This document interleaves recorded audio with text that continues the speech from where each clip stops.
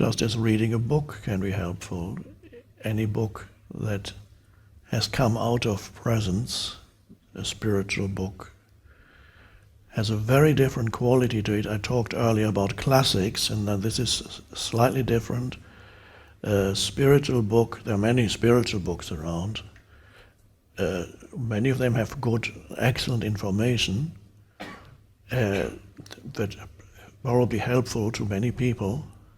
And some books, in addition to having helpful information, have an added quality to it that is very hard, if not impossible, to define, but you recognize it somehow when you read it, when you open it. And one of the things you recognize it by is that you can go back to the book after you've finished it and read it again or open it anywhere, and it's always fresh and new. Although you might already know the information by now, you might even have read the book 2 or 3 times, and obviously you know the information, and yet when you read those lines, something happens inside you, and that is, it helps you enter presence. So the book then has a secondary function, in addition to providing new information, helpful advice, techniques, whatever it may be. Also, somehow, in a way that I cannot explain because I don't understand it, the energy field of presence has somehow crept into the words, into the flow of words, and that when you read it and there is an opening in you, then that happens, you become present as you read. And this is why some people have read The Power of Now or other books 5, 6 times over the years. Some people say they read it 10 times. You can live with a book. At some point you don't need to read sequentially anymore. You can open it anywhere and read a passage. The little book that I wrote, Stillness Speaks, is particularly helpful for this. Stillness Speaks is for meditative reading rather than informational reading. So you only need to read a page at a time or a chapter. The chapters are very short, or even just one of the small little entries at a time. And then these are powerful pointers.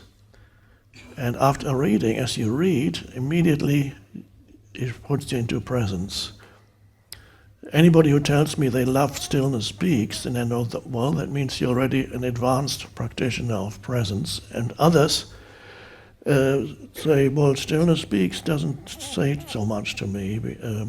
I understand that from the level of information, it doesn't give you that much, but it has a different purpose. And this also applies to other books like I Am That by Nisargadatta, the chain-smoking guru. A very powerful passage, I Am That. Nisargadatta. That is a similar kind of book. You don't have to read it sequentially. Each chapter is self-contained, and you can just read one chapter at a time, or even just a paragraph at a time.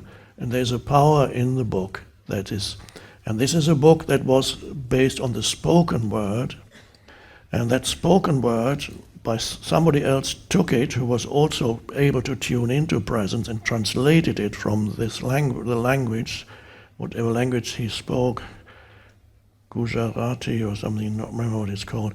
And that translated into, and in the translation also, he was able to provide a translation without loss of presence. That's quite an enormous achievement.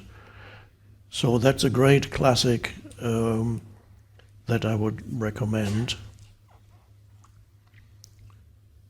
And other spiritual books, they may come to you. You may already know them. Depends also whether what kind of form of teaching you are drawn to or resonate with, whether it's more the Eastern teachings coming out of India, or Buddhist teachings, or whether you still feel you resonate more with Christian teachings, but you're not satisfied with conventional Christianity. Otherwise, of course, you wouldn't be here if you were satisfied with conventional Christianity, but perhaps you can sense there is something there that has a depth that is not usually revealed to you in church. And in that case, Course in Miracles would be one, because Course in Miracles uses Christian terminology but takes it to a deeper level. And another teacher is, of course, Joel Goldsmith, who was teaching in the 50s and 60s in the United States, who also uses Christian terminology but takes it to a much deeper level than what you would hear in a church. So those are also books that are spiritually alive. And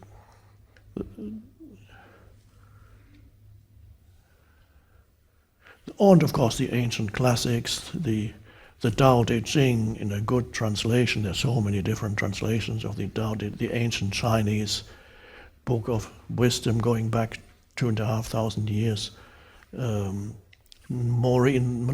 that long ago, Stephen Mitchell published a translation or his interpretation of the Tao Te Ching, which is really good. Stephen Mitchell is the husband of Byron Katie, so he translated the Tao Te Ching, or rather interpreted it into English, and that's good. It takes somebody who translates a spiritual book into another language needs to be present, otherwise a lot can get lost in the process of translation. The famous expression is lost in translation.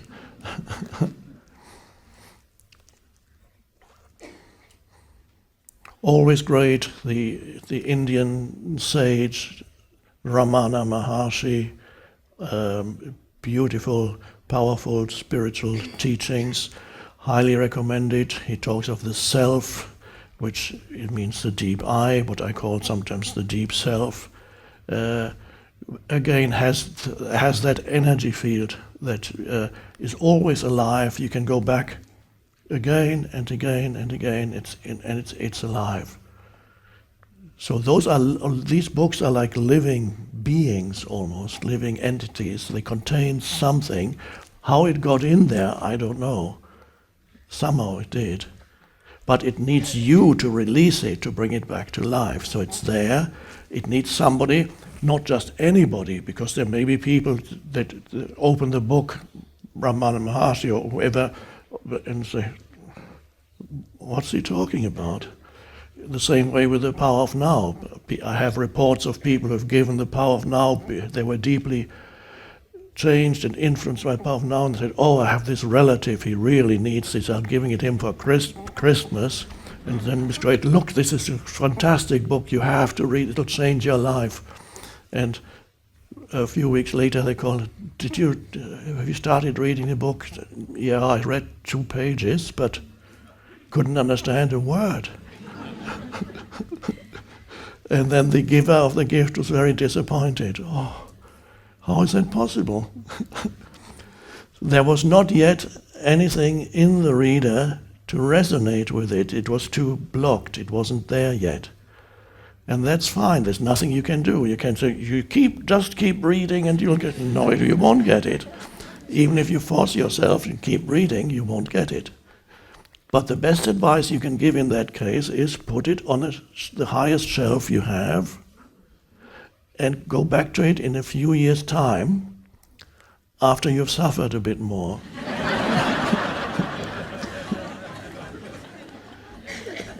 And actually people have told me that they were given the book or they found it somewhere and it was meaningless to them and they put it on a shelf, years passed, and something happened in their lives, and then it made them pick up the book again, and the same book that was meaningless a few years ago suddenly is amazing.